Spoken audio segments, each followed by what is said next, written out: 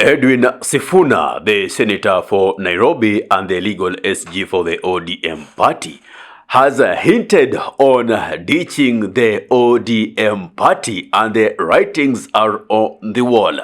Without too much ado, let me play you a glimpse of this clip so that you get to understand or be to the terms of what I'm speaking about.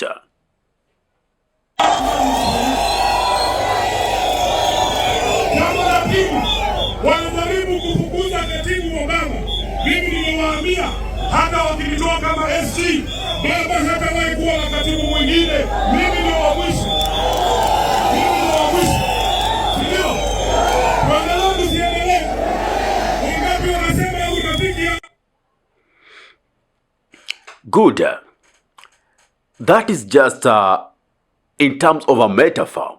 He says that even if they remove me as the SG for ODM, Baba, in this case, the late former Prime Minister and ODM leader Raila Amolo Odinga, will never have another SG like Edwin Sifuna. Now, unraveling the mist in these, who is Baba? Baba is ODM and ODM was Baba. That is why after his demise, we could see loopholes in the party. Now, if ODM was Baba and Baba was ODM, so when Sifuna says that Baba hatawahi pata SG mwingine kama Sifuna, meaning ODM will never get another SG like Edwin Sifuna. And that means legally he is the SG. But speaking like he is speaking is that if I'm not in ODM, then I am walking out. And Edwin Sifuna is just speaking the minds of so many persons in the Linda Mwananchi front, different from what the guys in the Linda ground are doing. Anyway, let me play this full clip of Edwin Sifuna while they were in Makueni in Ukambani.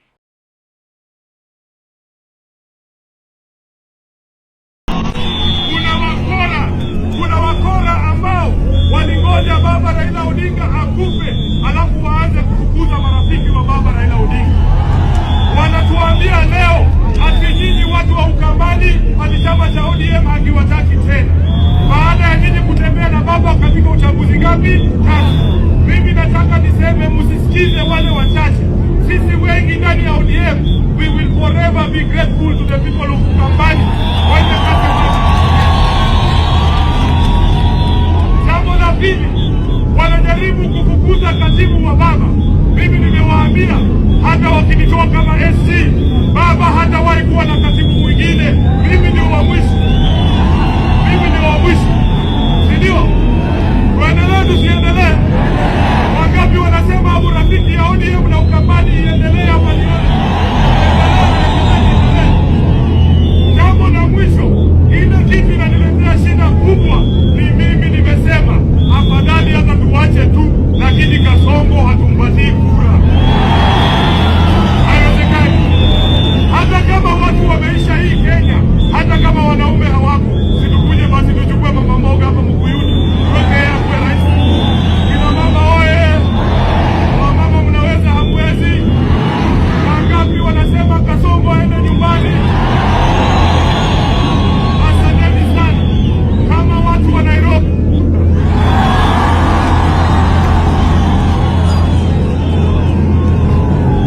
kwa maombi yenu na kwa mapenzi ya Mwenyezi Mungu, nasimama soko la Mkuyuni tarehe 8 mwezi wa 3 mwaka 2026 nikiwa bado katibu mkuu wa chama cha ODM, seneta wa kaunti ya Nairobi na naibu kiranja wa walio wachache kwenye bunge la Senate. Tumekuja hapa kwa mwaliko. Good. Sifuna keeps insisting that by the will of God, I'm still standing here as the SG of the ODM party, the senator for Nairobi, and the minority leader in the Senate. That's not by coincidence. That is stamping authority. And by the way, my earlier statement that Sifuna has hinted of a possibility of them ditching the ODM party is just a mere fallacy. Even James Agribob Orengo, the governor for Siaya County, hinted on this in one of the interviews in Spice FM, saying that if it means ditching the ODM party for them to be on the right track with the people, then so be it, because the ODM that Raila left is not the ODM they are seeing currently. Well, so many people are not privy to the fact that it is the time for political realignments. And these realignments will be formed according to the mission, the vision, and the objectives in which both parties want to achieve. What am I talking about? A possibility of alignment between the Linda Mwananchi Front and the alternative government, previously known as the United Opposition, Gachagua-led, Matiang'i-led, Kalonzo-led. They are yet to come together.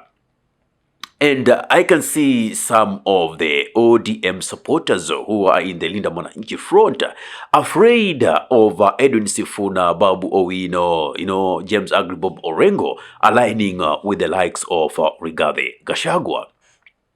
But remember, that is the only way to make sure that one term becomes a reality. If not that, then you will be giving William Samuel Ruto a free ride towards his second term. What do I mean? Earlier on, or back in one of my videos, I did say there is the rule of organized minority and disorganized majority. You see, if the current regime consolidates the minority and makes sure they vote, then the persons with the majority voter, they don't come together. They have one agenda of making sure William Ruto doesn't secure second term in office. They have second agenda of sending William Samuel Ruto home. They have an agenda of doing an economic liberation to this nation. Then the only opportunity they have is to come together. If they don't do that, then votes will be disintegrated. Now, imagine the scenario whereby Linda Mwananchi have their own presidential candidate, have their own people who are vying for the gubernatorial seats and through to other seats. And we have also the united opposition, the alternative government, having them also their presidential candidates to the ballot box. You see, these votes are going to be divided. We will have so many people voting in this opposition side, but for different candidates, whereas we are going to have the minority voting for the incumbent. Meaning, he is most likely to clinch the seat with this prior scenario. But if they decide to unite, then very early in the electioneering data, William Samuel Ruto will have lost this seat. So the realignments are on the purpose of achieving a specific mission, vision, and objective. So when Ruto keeps on saying that they lack agenda, and like Sifuna did say, back in 2022, he had the slogan of bottom-up economic model and the Mama Mboga issue. So even them, Their agenda right now is one term, and that is what they are singing towards achieving. As far as we are concerned, those who you are afraid of Edwin Sifuna working with Rigathi Gachagua, remember, the ODM Linda Ground Front are already working with the oppressor, a person who oversaw a regime that conducted state-sponsored abductions. And that is the person you're happy working with. There should be no double-edged swords against these. Anyway, what's your take? Give me your thought in the comment section below. If you love content of this nature and you're watching from my YouTube channel, kindly subscribe and press the notification button. So anytime that we are live or we upload content of this nature, you'll be the very first person to be notified. Ahmed Khalif is my name for the Unscripted Talks here in Dub Radio. Assalamu alaikum warahmatullahi wabarakatuhu. Kwa timba kali za Afrika, Dub Radio ndio mpango mzima.